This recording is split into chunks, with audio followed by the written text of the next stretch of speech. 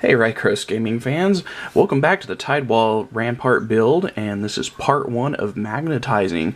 We're going to be magnetizing the platforms and the walls together with a strong enough bond that you can actually pick the whole thing up with very little worry about it coming apart, so that way you can move your new modular Tidewall Rampart across the board without any major problems.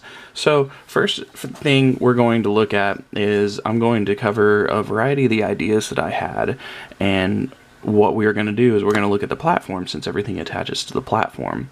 At first I thought, hey, what if we put our magnets in here?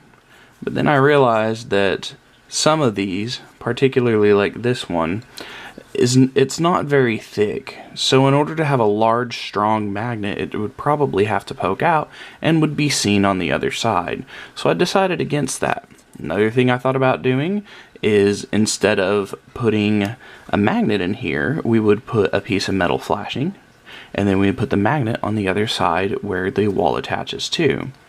You know, that was a pretty promising idea that I went with, that I almost went with, should I say. And I just wasn't sure if just having 2 magnetized spots per wall was going to be strong enough.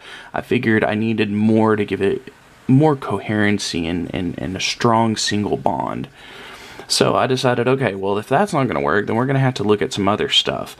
Obviously, you see that there's these small little bumps that slide into little uniform indentions on the bottom side of the walls. And I was like, okay, hey, what if we put some magnets in here? And of course I was like, okay, all right, that sounds great. Well, if we do 1 magnet here and 1 magnet on the other side, it's going to be 72 of those small little, I believe they're what, 1mm magnets.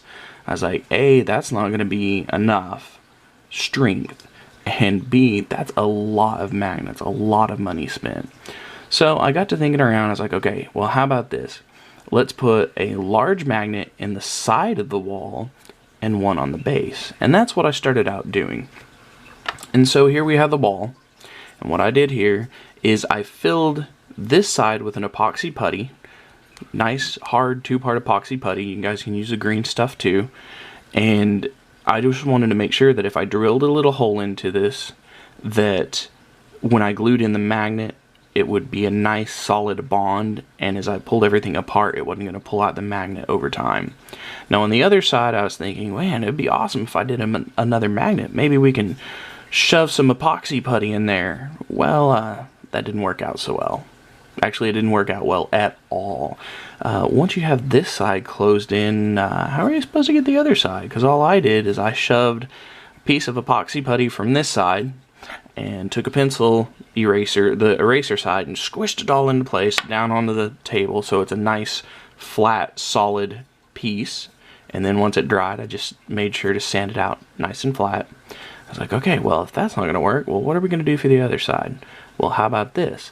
Let's save a little bit of money. Instead of using another magnet on the other side, let's use a piece of steel flashing. Now, what I did is instead of trying to cut a nice uniform piece of metal, which never seems to work out well for me, I used a piece of cereal cardboard and put the metal flashing on the inside. So now this magnetic piece will magnetize to the metal flashing in here, and it's a fairly decent bond. In hindsight, it probably would have been better if I went ahead and did another magnet on the inside of here, which I can easily do that actually by just pushing a magnet in through here, and it'll automatically flip over and catch onto this. Now, then I was like, okay, well, let's try 1 magnet to hold it all into place. So I made a donut of the wall and then magnetized the bottom piece and went to pick it up, and it just wasn't enough strength. So lo and behold, in the end, for my preference and what I want to do with it, I'm going to have to use 72 small magnets. And here's what I did. Get the other platform over here. And as you can see, I've already got 2 magnets here. And they all separate apart. And they all snap into place pretty easily. You've got a little bit of that nice snap action to know that you've got a good bond going.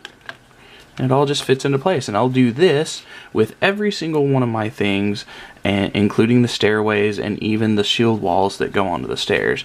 And as you can see here, I'm holding it by just the walls, and it's not too bad. In fact, look, I can even do it with one if it was to come apart. Now obviously if I yanked it up, it's going to come apart pretty easy, but hey, this is a good start. So yeah, there you go. That's how I magnetize mine.